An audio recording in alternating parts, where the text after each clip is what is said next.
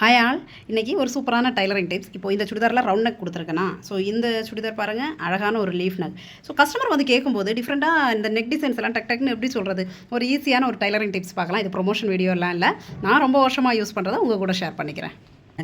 இந்த புக்கு வந்து நான் ரொம்ப வருஷம் முன்னாடி யூஸ் பண்ணுறேன். எப்படி ஒரு 10 இயர்ஸ் இருக்கும் இந்த புக் நான் வாங்கி.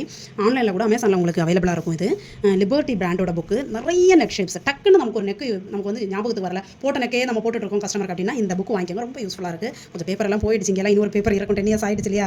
அது இங்கே பாருங்கள் 67 இருக்குது. ஸோ இதுக்கு முன்னாடி ஒரு 67 நெக்லைன்ஸ் இதில் இருக்குது. ஸோ இது போயிருந்தா கூட உங்களுக்கு உள்ள இப்போ இங்கே 67 இருக்குன்னா, இங்கே நீங்கள் 67 பேஜ் நம்பர் பார்த்தீங்கன்னா இந்த 67 நெக்லைன், இதோ இந்த நெக்லைன் இருக்கு இல்லையா, அது இங்கே இருக்குது பாருங்கள் 67. ஸோ ஃபஸ்ட் பேஜ் போனாலுமே எனக்கு மற்ற பேப்பர்ஸ் என்கிட்ட இருக்குது. ரொம்ப அழகான நெக் ஷேப்ஸ், நிறைய வேரியேஷன்ஸில். ஸோ கஸ்டமர் கிட்ட கூட நம்ம இந்த நெக் ஷேப்ஸை காமிச்சு கேட்டுக்கலாம். ஸோ இந்த புக் வாங்கி வச்சுக்கோங்க, ரொம்ப யூஸ்ஃபுல்லாக இருக்கும். இந்த புக்கு அமேசானில் கூட அவைலபிளாக இருக்குது, லிபர்ட்டி பிராண்டோட புக்கு.